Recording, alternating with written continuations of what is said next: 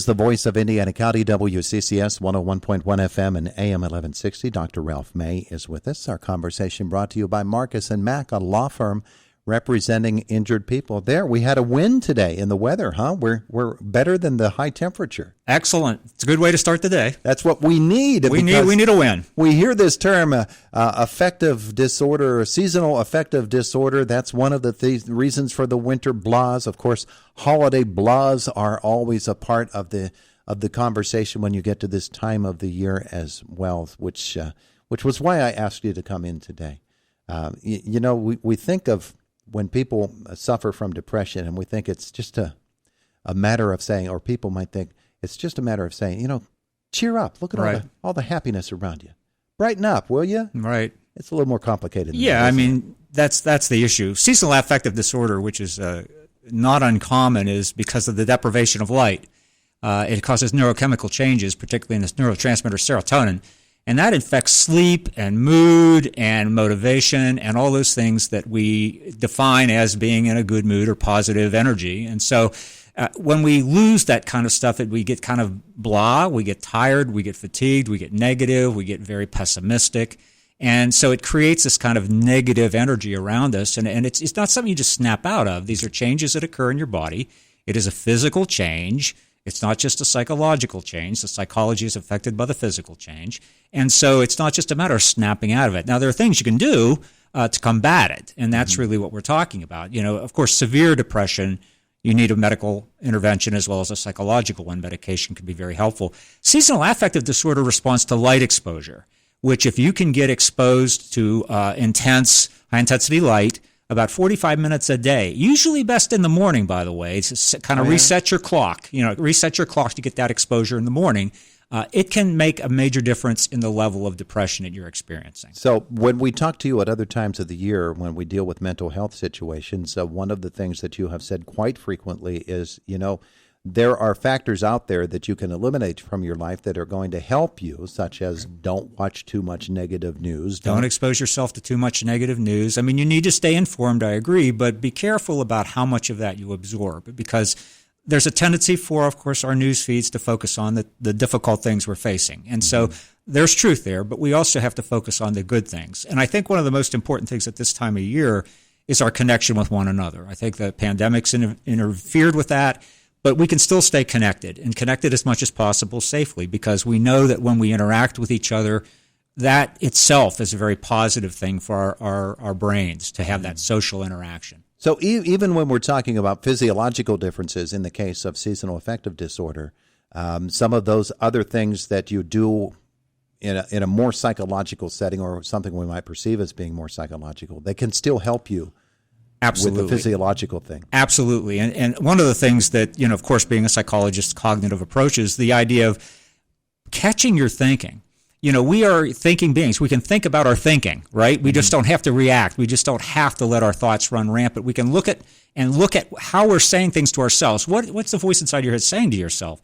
If you're hearing this droning negativity about how bad things are, first of all, be aware of that.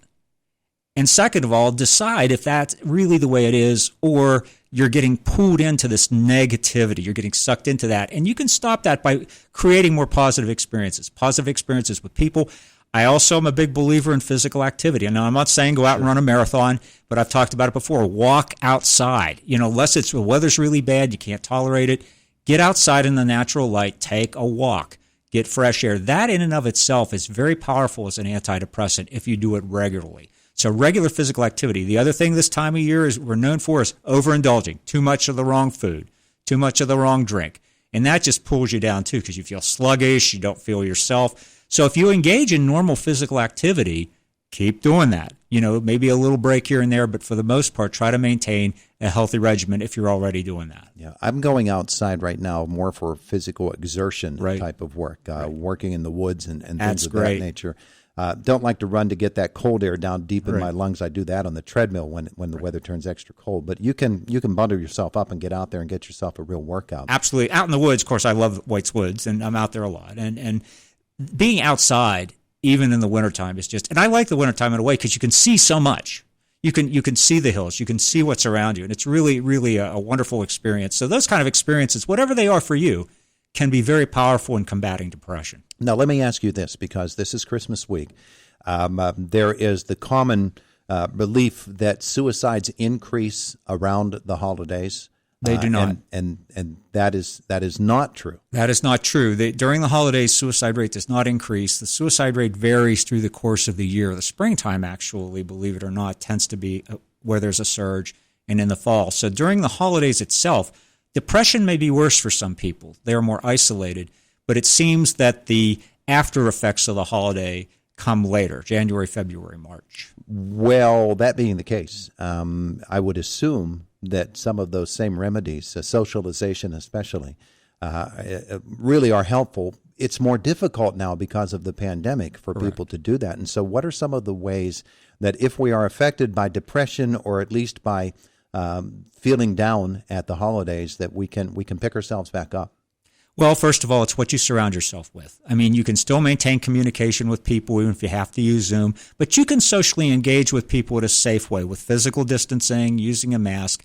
You should still try to engage with people around you. You still try to engage your support system. We know that as human beings, engagement with one another is very powerful. That's what depression does. It pulls you into yourself. You isolate. Mm-hmm. That always makes things worse.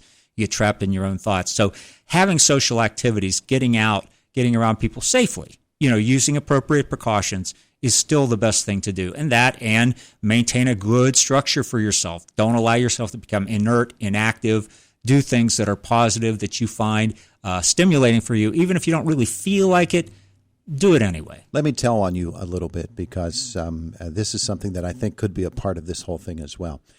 You and your wife are here right now, but you're on your way to the St. Vincent de Paul store where you're going to put in some volunteer hours, right? Which is something you do frequently. The idea of serving others, of being a helper in somebody else's life, can really be, that can bounce right back on you. Pulls you right, when you're out of yourself, when you're helping other people, even when you're in pain and suffering, when you're helping others, it gets you out of that feeling of being trapped in your aloneness and your suffering. You're doing something positive for others. Doing something positive for others, and we talked about this before, transforming trauma into service, transforming pain into the service of others is the highest form of coping you can use. When you help other people, it helps you feel better. Even if they don't seem to appreciate it at the time, you're still doing something positive for others. That's a big antidote to anything. Dr. Ralph May with us this morning. On top of the holidays, on top of seasonal affective disorder, the COVID news is still raging out there. We're getting news about the Omicron, about how bad it is in terms of the number of people it's affecting. The message I don't think is getting out that it's not as seriously illness-inducing as some of the other variants.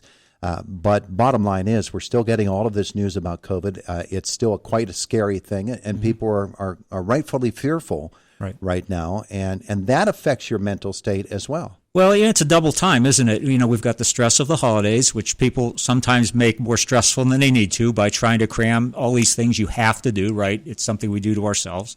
We lose the meaning of the season. But then the pandemic has put in us another layer on this, and people are just tired of this, right? The pandemic fatigue is at an all-time high. We're tired of this.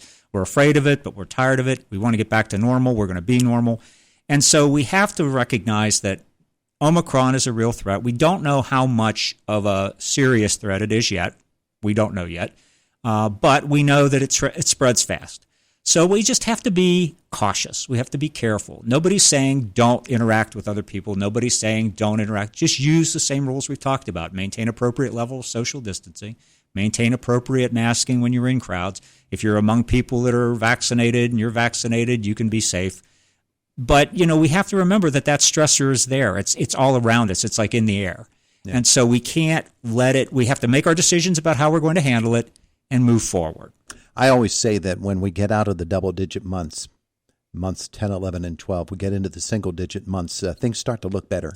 To me, anyway. We'll climb out of it, and we'll climb out of it again. And this has just been one of those. We talk about rolling stress. I talked about the rolling stressor. It keeps changing, and we just have to adapt. We have to be resilient. Resiliency is right. It's finding a way to roll with things, finding a way to create positive where there's negative. And here comes a new year. Lots of folks will make their resolutions. They'll start off on their programs. There's always the possibility and maybe a probability that they're going to fall off that wagon after a week or two. The average is 30 days max. But people are going to make a decision to try to do something positive with their life as they begin a new year.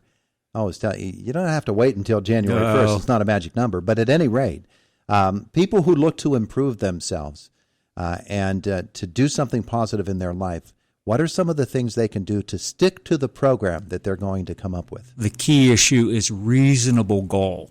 So many people, you indulge during the holidays like, well, I'm going to work out every day. I'm going to lose 20 pounds in a month. Well, no. Set your goals reasonably, something you can do every day, something that makes sense, something that you can stick to and can be built into your life. It has to be something, the people that are successful at this are people that build the change into your life pattern.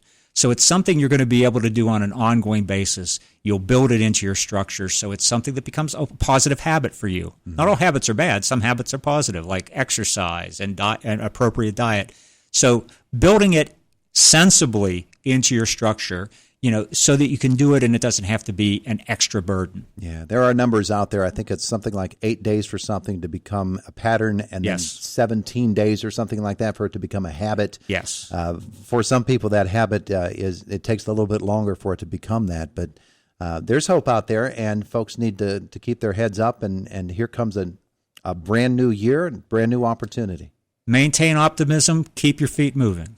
Absolutely. Dr. Ralph May, thanks so much for being with us. As long as you're here, St. Vincent de Paul story, it's a great success story, isn't it? Oh, it really is. I mean, we're serving the community, been around for about a decade, and so many people rely on St. Vincent's because of the cost of, everything's donated, but it's good stuff. And people come in and they really rely on that, and a lot of people shop there. And, my wife's been volunteering longer than I have, but since I retired, of course, there's always things to be done. So we get a lot of great stuff in, a lot of great merchandise, and people are really using that in order to be able to have nice things at a low cost. And fund the ministries of St. Vincent de Paul. Absolutely, which is taking care of the poor. It's been around for centuries. St. Vincent de Paul is about taking care of the poor, take service to others. And there again, there's an opportunity, right? Look around for those opportunities to serve other people. There are many. Absolutely.